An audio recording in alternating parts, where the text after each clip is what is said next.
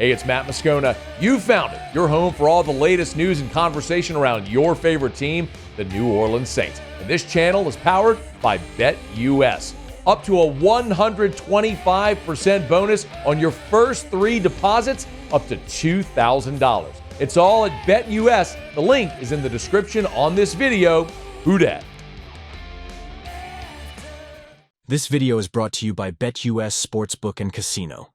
Let's talk a little bit about what the Saints, 2 practices since we were last on air. So they crammed a lot of work into a short window.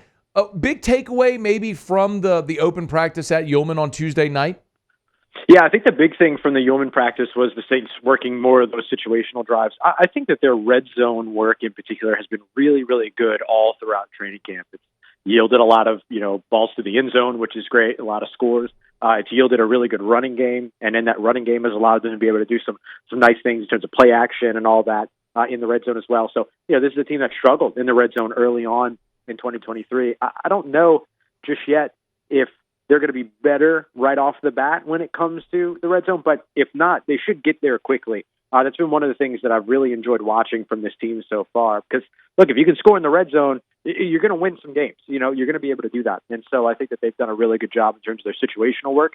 And then with today's practice, really the other big takeaway for both of these 2 practices over the course of the last 24 hours has been health.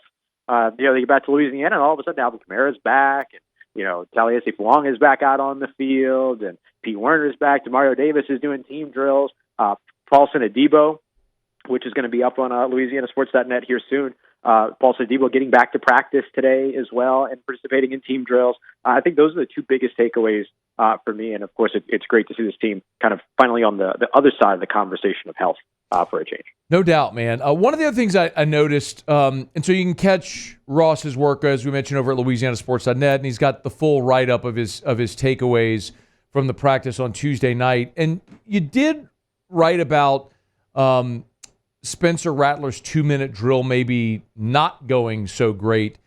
Can you kind of walk us through that a little bit? And if you feel at this point, going into the last preseason game, there's been any separation there at the number 2 quarterback spot?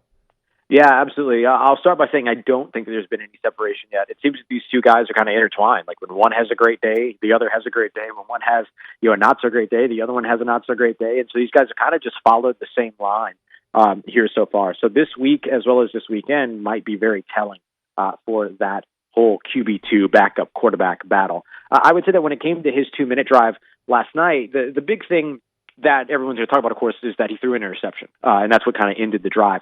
But look, the interception is compounded by the fact that there was a pass that was a little bit too high for Kevin Austin that he ended up reeling in.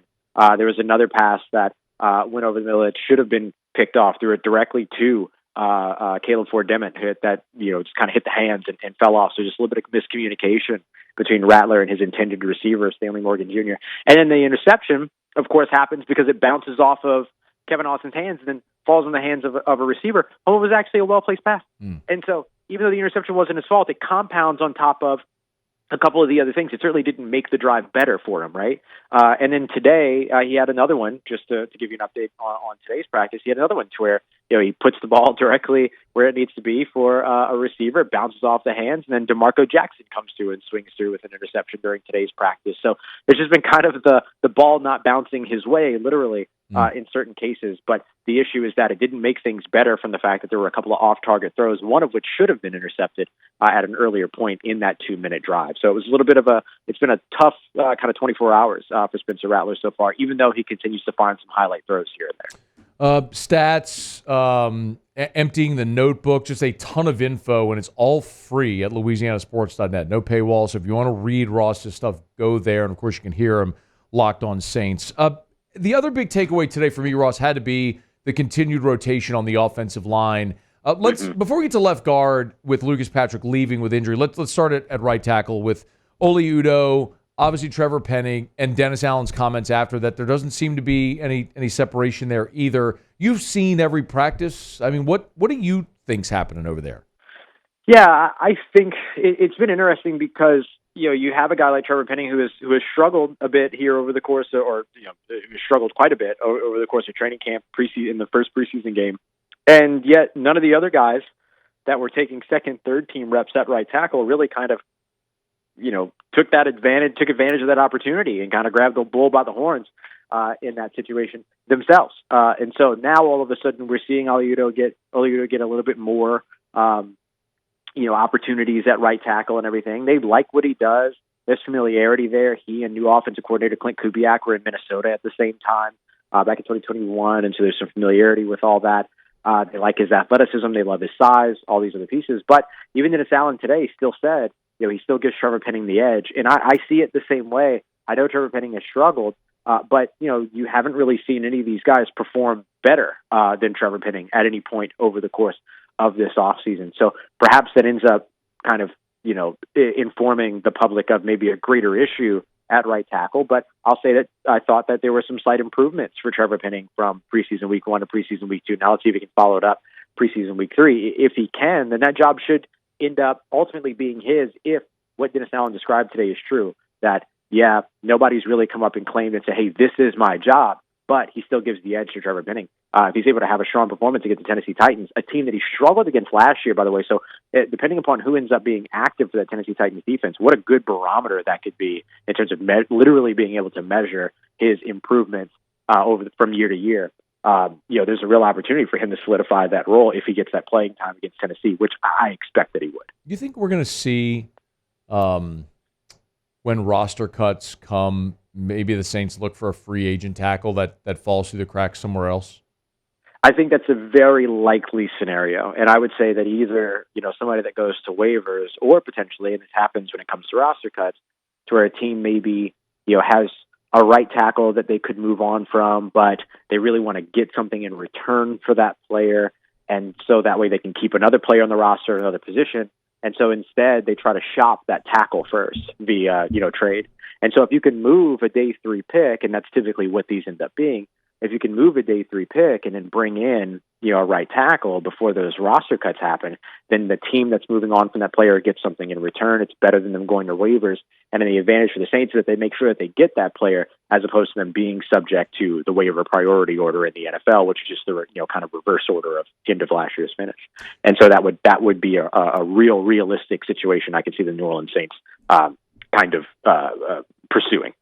Hey, we'll get right back to the video, but wanted to say a quick thank you to so many of you who have started using our partner, BetUS, here for all your sports betting as we get closer to the start of football season. Still, got that amazing deal. It's a 125% bonus on your first 3 deposits up to $2,000. It's right now at BetUS. Check it out. Look, head into week 3 of the preseason. I'll show you how easy it is. All you got to do, go to the sports book. You hit football right there. You want to bet on the Who-Dats? Easy enough. You'll hit the drop down. There's the preseason tab, and we'll scroll all the way down. The Saints play on Sunday, and there it is right there. Titans and Saints. Saints right now a 3.5-point home dog in the third preseason game, but you got to look at that total. 36.5. NFL unders in the preseason crush.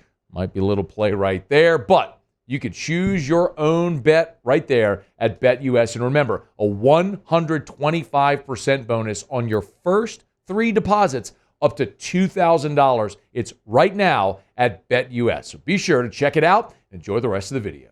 Ross, between now and Sunday's third and final preseason game, what are you going to be watching, and what should Saints fans be keeping a close eye on? Yeah, I think you're still watching some of these position battles. You made reference to left guard earlier. That left guard spot has been Lucas Patrick's for the most part throughout camp. But right now, an undrafted free agent out of Minnesota, Kyle Hergel, is looking really good and hasn't allowed a single pressure in any of his preseason action, which has been a pretty considerable amount of preseason action so far. He's the guy that moved into first-team reps today because Lucas Patrick was dealing with cramping. And so, welcome back to Louisiana, right. Unfortunately, for these guys. I was waiting on that, man. There's no better indicator that you're not in California anymore than like the indoor practice you get a cramp. But that's what it's like here. So, but I think that you have a potential for some competition there as well. But I expect that Lucas Patrick eventually wins that. So definitely something to watch over the course of the week is what's that competition look like, because that offensive line is going to be sort of it's going to kind of predicate the success of the Saints offense. I think safety you're still watching. I think wide receiver you're still watching to see who's going to win that 5th wide receiver spot. And then cornerback, I think, is a really interesting one, too, because Rico Payton, the undrafted free agent out of Pittsburgh State, has looked awesome through the first 2 preseason games. Right now he's dealing with a shoulder injury. He should be fine. But, does that open the door for another guy like Shamar Jean-Charles, who was kind of the apple of everyone's CB5 eye before Rico Payton started his standout games? Does that open a door for him to maybe come in and steal that spot? So I think you're still watching these position battles. And then, of course, that QB2 spot between Haener and Rattler should be very entertaining, because I imagine they're going to get the bulk of reps in this final preseason game. Practice report coming today at LouisianaSports.net? Absolutely. We'll have everything there, including the return of Paulson Adebo to team drills, which is huge for this team.